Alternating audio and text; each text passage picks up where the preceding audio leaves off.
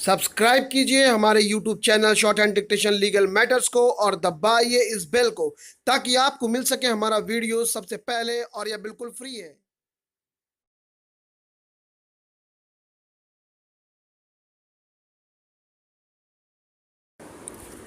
Ready, start.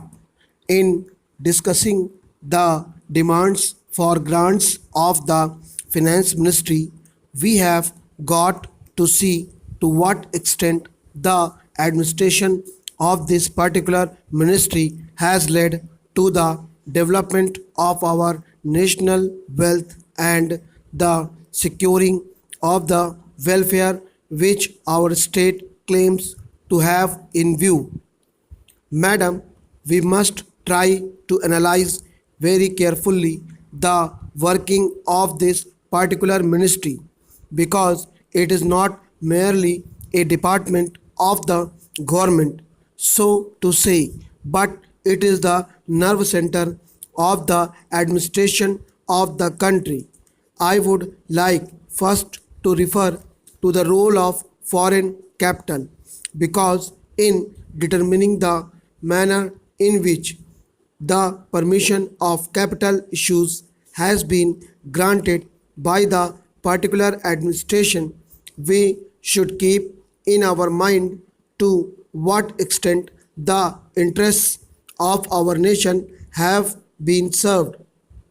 I fully endorse the statement which the previous speaker has made so far as repatriation of the investments made by the foreigners and of profits are concerned.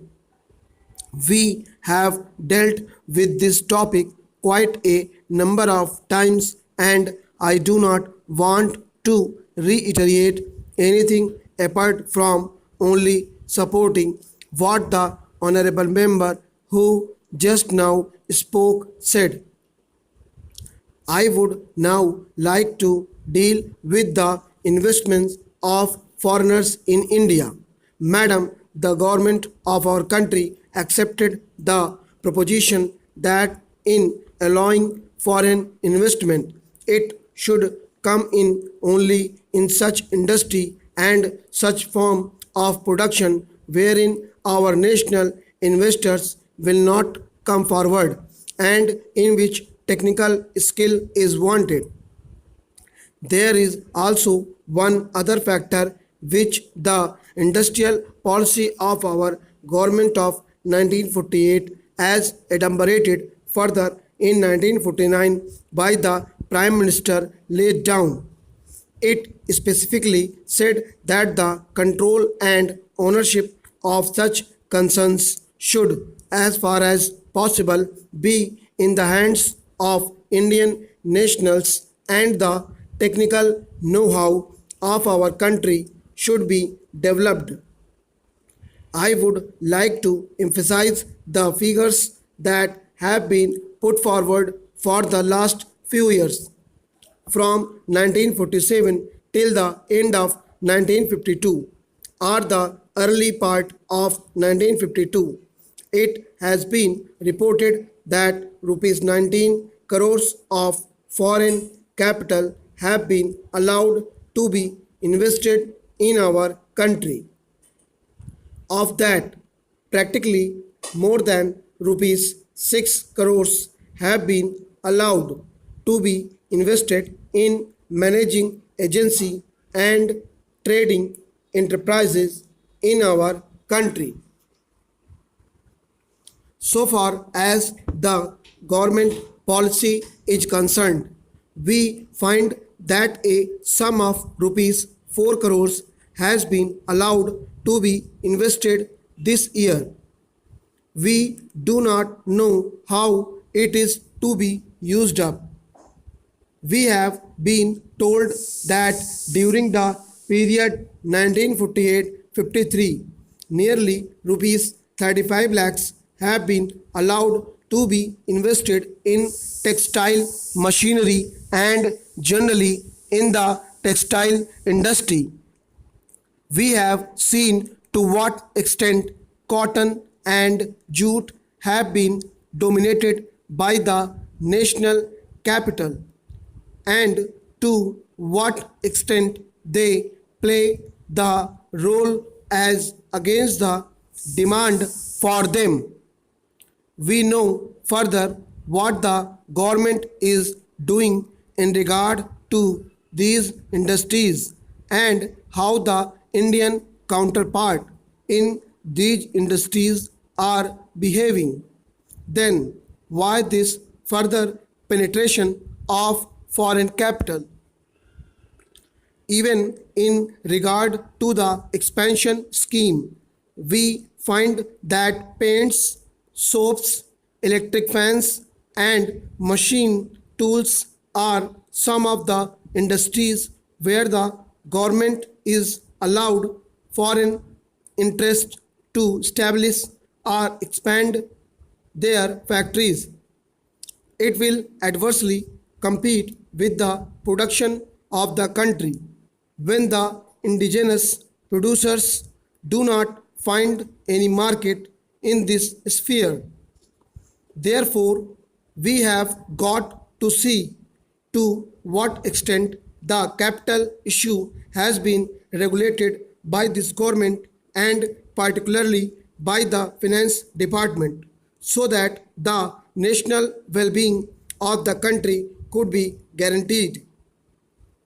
Then we have got to look into the fact as to how far the new industries are allowed to function. So far as the oil refineries are concerned, some of them have been established and some more are going to be established very soon. In the control of the administration, the Indians have no share. There are only preference shareholders and they have no voice in the management. So far as the administrative aspect in this industry is concerned, the most important part of it is the technical know how. They do not guarantee that they will train the Indians. That means they say even after 20 years, we will have to face the problem of the know how in respect of the oil refineries. I do not know why the government are showing softness to foreigners in this matter. Then we have another investment in collaboration with the Indian chemical industries for the manufacture of civil explosives. Here, as far as I have gathered, only 20% is going to be Indian capital. The majority of the shares will remain with the Indian chemical industries. Nobody else has been allowed to make any investment. It would have been better if other companies and private individuals had been given an opportunity to purchase the shares. Stop.